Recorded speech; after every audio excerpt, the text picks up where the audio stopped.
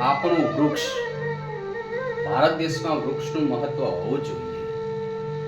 ભારત દેશ 125 કરોડની વસ્તી ધરાવતો ભારત દેશ છે. તો જો વિચારીએ તો આપણે એક વૃક્ષ વાવવું જોઈએ, તો વૃક્ષનું મહત્વ સમજાય. વૃક્ષ નહીં તો જીવન પણ અઘરું બની જશે.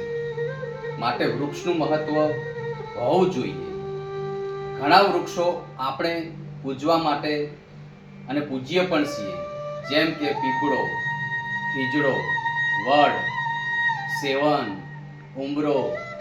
આવા ઘણા વૃક્ષો પૂજવા માટે અને પૂજ્ય પણ છીએ અને હવનમાં પણ કામ આવે છે. માણસને જરૂરથી એક વૃક્ષ વાવવું જોઈએ. ત્યારે જ ભારત દેશમાં ગરમી ઓછી થાય. આ તો વાતો કરીએ છીએ પણ કોઈ વૃક્ષ વાવતું નથી. ભગવાનને મનુષ્ય અવતાર આપ્યો છે તો જરૂર વૃક્ષ વાવવું જોઈએ.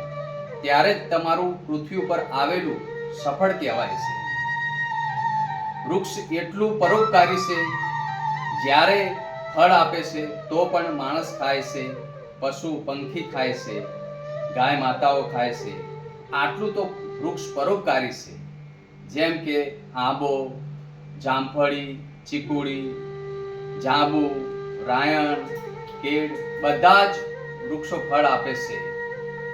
વૃક્ષને માણસ પથ્થર મારે છે તોય પણ ફળ આપે છે. આ છે વૃક્ષ.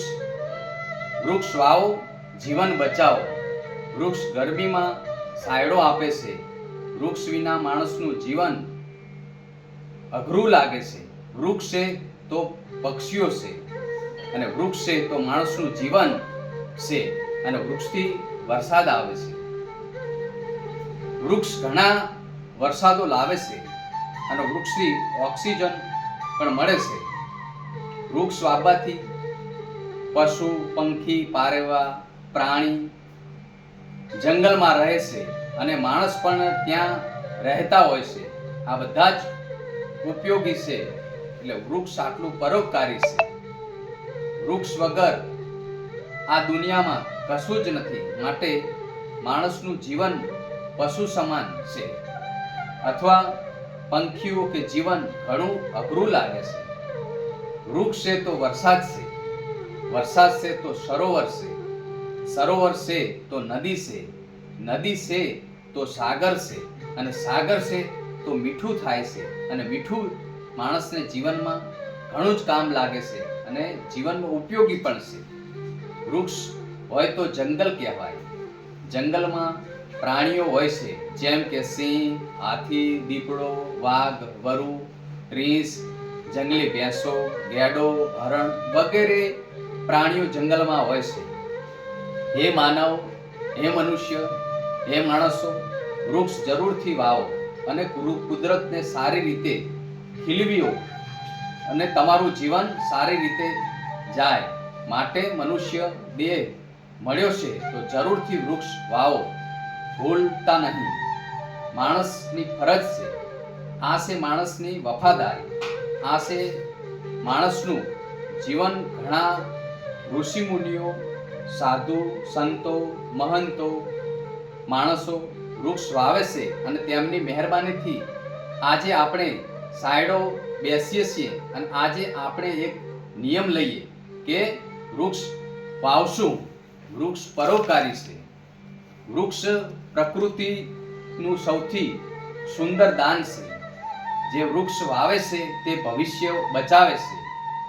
વૃક્ષ વગરનું જીવન એટલે પાણી વગરની નદી. એક વૃક્ષ હજારો શ્વાસનું રક્ષણ કરે છે. વૃક્ષ માત્ર છાંયડો જ નહીં પણ જીવન પણ આપે છે. આજે વૃક્ષ વાવો, આવતીકાલે હરિયાળી બનાવશે. વૃક્ષ ધરતી ઉપરનું આભૂષણ છે. વૃક્ષનું રક્ષણ એટલે માનવ જીવનનું રક્ષણ. જ્યાં વૃક્ષ વધારે ત્યાં જીવન સુખમય બને છે. વૃક્ષ કાપવું સહેલું છે પણ ઉગાડવું મુશ્કેલ છે. વૃક્ષ આપણા જીવનમાં ખૂબ જ મહત્વનું છે, ભાગ ભજવે છે. તેઓ માનવ જીવન અને પ્રકૃતિ માટે અમૂલ્ય સંપત્તિ છે. જેનાથી આપણને ખાસ શ્વાસ લઈ શકીએ છીએ. તેના વગર જીવન કલ્પના કરવી અશક્ય છે. વૃક્ષ પર્યાવરણને શુદ્ધ રાખવા માટે મદદરૂપ છે. તેઓ હવામાં કાર્બન ડાયોક્સાઇડ શોષી લેશે અને શુદ્ધ હવા આપે છે. ઉપરાંત વૃક્ષ વરસાદ લાવવા માટે મદદરૂપ બને છે. વૃક્ષ જમીનની ધોવાણ રોકે છે અને ગરમી ઘટાડે છે. વૃક્ષ આપણને ફળ, ફૂલ, લાકડું, ઔષધિઓ આપે છે. ઘણા પંખીઓ અને પ્રાણીઓ નિવાસસ્થાન પણ વૃક્ષ માટે છે અને ઉનાળામાં વૃક્ષની ઠંડી છાંયડો આપે છે, આરામ આપે છે. આજકાલ વધતી જતી ઔષધીકરણના કારણે ઘણા વૃક્ષો કાપવામાં આવે છે અને એ કારણે પ્રદૂષણ અને સમસ્યાઓ વધતી રહી છે. તેથી દરેક વ્યક્તિઓને વધુમાં વધુ વૃક્ષ વાવવા જોઈએ અને તેનું રક્ષણ કરવા માટે પ્રયત્નશીલ રહેવું જોઈએ. અંતમાં કહીશ, શક્ય છે તો વૃક્ષ વગર પૃથ્વી પણ જીવન અશક્ય નથી. તેથી વૃક્ષ હશે તો આ પૃથ્વી પણ સહી સલામત રહી શકશે. સૌને વૃક્ષ વાવો અને જીવન બચાવો. આ સંદેશો આપવાની પ્રકૃતિનું રક્ષણ કરવું જોઈએ. જય માતાજી. રાધે રાધે.